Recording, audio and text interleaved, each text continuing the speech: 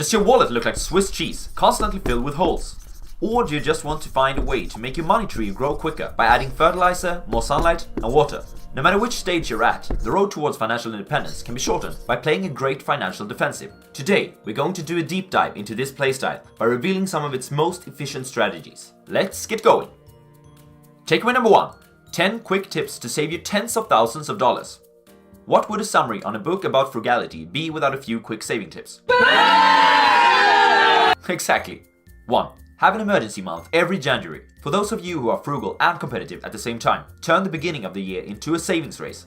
January is the perfect month, as most people spend too much money during December because of holidays and expensive gifts.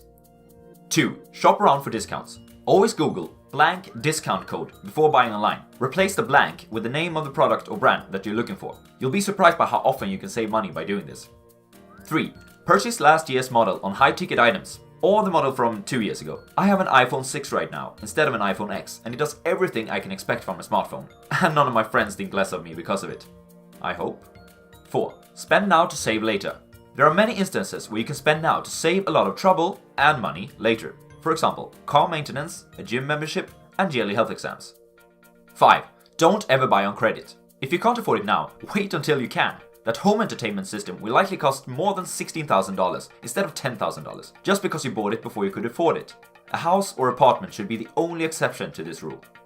6. Insurance. Choose the highest deductible for your home, automobile, and health insurance. And insurance is there to protect you from the riskiest scenarios that can put you in personal bankruptcy. Pick the highest deductible, as it will protect you from such occurrences at the lowest possible price. 7. Insurance. Don't get any other insurance.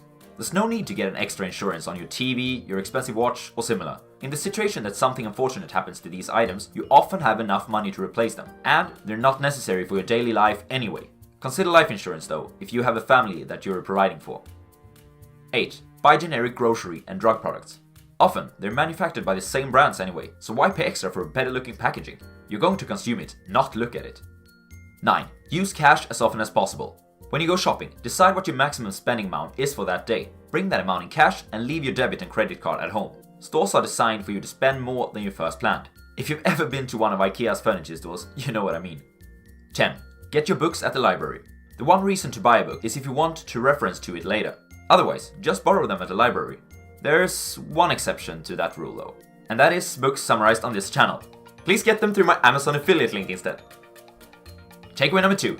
It's not as terrible as it sounds. Develop a budget. It all starts here. Some smart people at a famous consulting firm once stated that what you can measure, you can manage. The inverse also holds true. What you don't measure, you can't manage. Don't let your personal finance end up in this spot. There are 3 necessary steps to budgeting. Develop, track, and analyze. The first step is to develop your budget. Begin by listing what is going into your pocket on the left-hand side of a paper. The best way to do this is to do a yearly income estimate and then divide it by 12. Common types of income are salary, bonuses and commissions, dividend and interest, and gifts. On the right-hand side, write down your expenses. Do the same thing here. Estimate your yearly expenses and then divide it by 12. List necessities first. These could be housing, utilities, automobile, food, insurance, payment on loans, and savings. Always remember to pay yourself first. If you've done this right, you probably have a larger amount of money on the left-hand side than the right-hand one. Otherwise, you will need to reconsider what you think are necessary expenses. The difference could be used for other things such as entertainment, extravagances, holidays, or generate more assets. It will make me so proud if you went for that one. How you decide to spend this money is up to you, but you should rank what you think is most important among these things and then dedicate your budget accordingly. Alright, time for step number 2, track. Your budget will never turn out the way you planned. In this second step, you should track your expenses for a month and in the long run, a year. Step 3. Analyze how your planned income and spending differ from the tracked one. Some of these differences might please you. For instance, you might have received a bonus that you didn't expect. Others might displease you. For instance, maybe you spent too much money buying drinks for your whole division at the afterwork party following that bonus. Are you really spending money according to the prioritization that you did in step 1? If so, great job! If not, it's time to rethink your lifestyle choices. Takeaway number 3. Invest 50% of every salary increase. This is as close as you can get to having the cake and eat it too. You can have the best of both worlds, and over time, this will make you a frugal force to be reckoned with, saving up to 50% of your total salary. It's a great way of obeying pay yourself first and to accelerate your way towards financial independence. And think about it, you were living on your old salary before you got a raise, right? Well, the Swedish investor, then why do so few individuals do this? The primary reason is because people get behind in the first place. They live above their means with huge liabilities and credit card debt, and when they finally get a raise, every single penny goes to playing catch up with those expenses. A pro tip to never end up in a situation like this is to take the first few years when you recently graduated from college and keep living like a student. You did it for many years in college, so why not give yourself a head start in the race towards financial freedom by keep doing this for 1 or 2 more years. Takeaway number 4. Develop and maintain a good credit score. A good credit rating is essential for many areas that affect your financial health. It allows you to get a mortgage, you will get the most favorable interest rates, renting an apartment becomes easier as landlords look at it, getting a job becomes easier as employers look at it too. I hope this sounds like a no-brainer. Having a good credit score allows you to spend less, earn more, and be more flexible when it comes to where you wish to live. Here are a few things to keep in mind for your score to stay healthy. Avoid buying on credit. Avoid using a credit card. If you feel like you must use a credit card, always remember to pay the balance every month and never use more than 35% of your maximum credit. Automate returning monthly expenses such as rent, cell phone, gym membership, and Netflix. This way you'll never forget to pay them by accident. Takeaway number 5. Pick your partner like you pick your stocks, carefully and with consideration. Well, perhaps even more carefully. Warren Buffett suggests that most investors could benefit from having a ticket with only 20 slots, each punch representing one new investment and the ticket itself representing your investment career. This means that you can only make 20 investments in your lifetime. Hopefully, you won't need that many chances with a significant other, both for the sake of your wealth and your sanity. And we are drawing parallels to one of the world's greatest long-term investors right now, so the analogy doesn't really apply for a player. A trader. Now then, let's get to the point.